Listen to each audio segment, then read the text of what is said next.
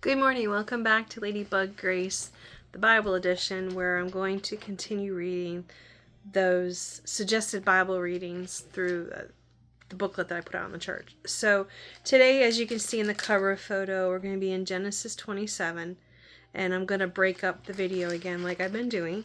27, Genesis will be on its own video, and then probably two more. We'll see how it goes. But so Genesis 27. When Isaac was old and his eyes were so weak that he could no longer see, he called for Esau, his older son, and said to him, "My son." "Here I am," he answered. Isaac said, "I am now an old man and don't know the day of my death. Now then, get your equipment, your quiver and bow, and go out to the open country to hunt some wild game for me. Prepare me the kind of tasty food I like and bring to me to eat, so that I may give you my blessings before I die." Now Rebekah was listening as Isaac spoke to his son Esau.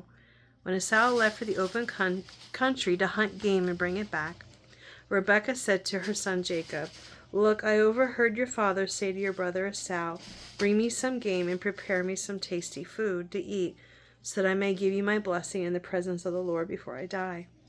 Now, my son, listen carefully and do what I tell you.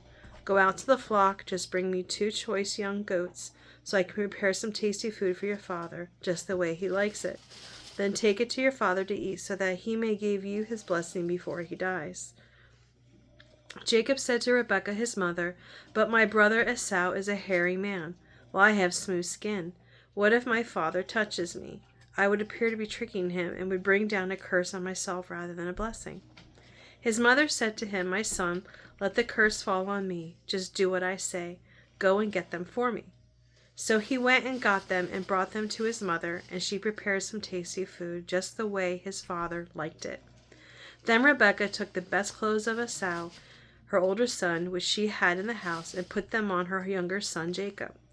She also covered his hands and the smooth part of his neck with the goat skins. Then she handed her son Jacob the tasty food and the bread she had made. He went to his father and said, "My father." "Yes, my son," he answered. "Who is it?" Jacob said to his father, "I'm Esau, your firstborn. I have done as you told me. Please sit up and eat some of my game, so that you may give me your blessings." Isaac asked his son, "How did you find it so quickly, my son?" "The Lord your God gave me success," he replied. Then Isaac said to Jacob, "Come near so I can touch you, my son, to know whether you are really my son Esau or not." Jacob went close to his father Isaac, who touched him and said, "The voice is the voice of Jacob, but the hands are the hands of Esau." He did not recognize him, for his hands were hairy like those of his brother Esau. So he proceeded to bless him. "Are you ready, my son Esau?" he asked. "I am," he replied. Then he said, "My son, bring me some of your game to eat, so that I may give you my blessing." Jacob brought it to him, and he ate, and he brought some wine, and he drank. Then his father Isaac said to him, "Come here, my son, and kiss me." So he went to him and kissed him. When Isaac caught the smell of his clothes, he blessed him and said, "Ah, the smell of my son is like the smell of a field, and the Lord has blessed. The Lord has blessed. May God give you heaven's dew, the earth's richness, and abundance of grain and new wine. May nations serve you, and peoples bow down to you. Peoples bow down to you. Be Lord over your brothers, and may the sons of your mother bow down to you. May those who curse you be cursed, and those who bless you be blessed." After Isaac finished blessing him, and Jacob had scarcely left his father's presence, his brother Esau came in from hunting. He too prepared some tasty food and brought it to his father. Then he said to him, "My father, please sit up and eat some of my game, so that you may give me your blessing." His father asked him, "Who are you?"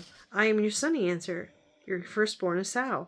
Isaac trembled violently and said, "Who was it then that hunted game and brought it to me? I ate it just before you came, and I blessed him, and indeed he will be blessed." When Esau heard his father's words, he burst out with a loud and bitter cry, and said to his father, "Bless me too, my father." But he said, "Your brother came deceitfully and took your blessing." Esau said, "Isn't he rightly named Jacob? This is the second time he has taken advantage of me. He took my birthright, and now he's taken my blessing." Then he asked, "Haven't you reserved any blessing for me?" Isaac answered Esau, I have made him lord over you, and have made all his relatives his servants. I have sustained him with grain and new wine. So what can I possibly do for you, my son?" Esau said to his father, "Do you have only one blessing, my father? Bless me too, my father." Then Esau wept aloud. His father answered him, "Your dwelling will be away from the earth's richness, away from the dew of heaven above. You will live by the sword, and you will serve your brother.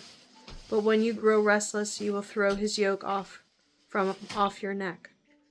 Esau held a grudge against Jacob because of the blessing his father had given him.